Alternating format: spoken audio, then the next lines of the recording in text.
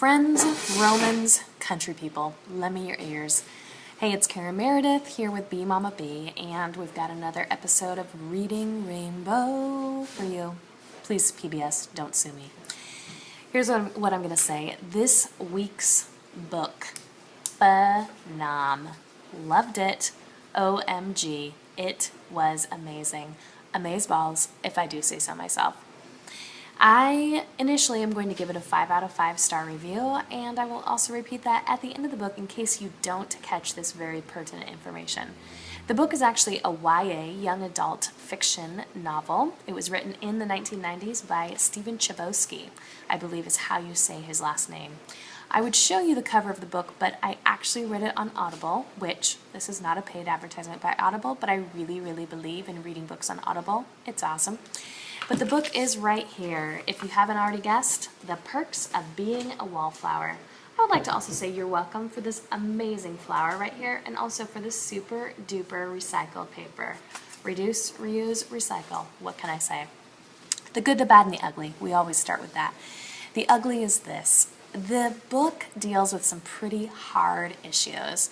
It deals with issues of suicide and sexual abuse, and also some other psychological things. Drug abuse and or use is in the book as well. And in that way, as I initially read it, I thought, oh, this might not be for everyone. But Chbosky deals with it in such a tender and gentle way. He realizes the audience that he is writing to, and he then speaks to it with such eloquence and simplicity that he really captures the heart of it instead of simply the nitty-gritty details. I think it's also something that is pretty relevant to most every single kid, at least to the kids that I've worked with. That is a part of their worlds. And the more that we can then deal with and talk about those topics in, again, a gentle and sensitive way, maybe the better off we will be. The good is this. The book is awesome. It's a fun, short, easy read. It's super hilarious. There were so many times I'd be walking down the street, can in front of me, and I'd just be like, bah! I'd start laughing. It was awesome.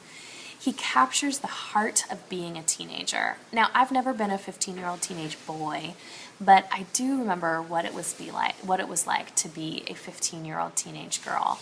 And even if I had all the friends, even if I knew everybody's name, even if, I still oftentimes felt like I was on the outside looking in. That's what Chbosky captures, certainly the perks of it through this quirky, fabulous main character. But he shows us what it's like to really feel and be a teenager again.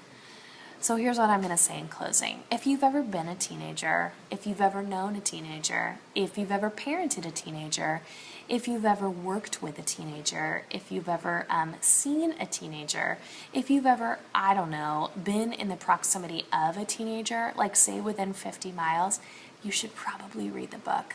Friends, remember and bring yourself back to that place, and perhaps you will be given an empathetic, sympathetic heart the next time you pass one of those squirrely, crazy adolescents on the street.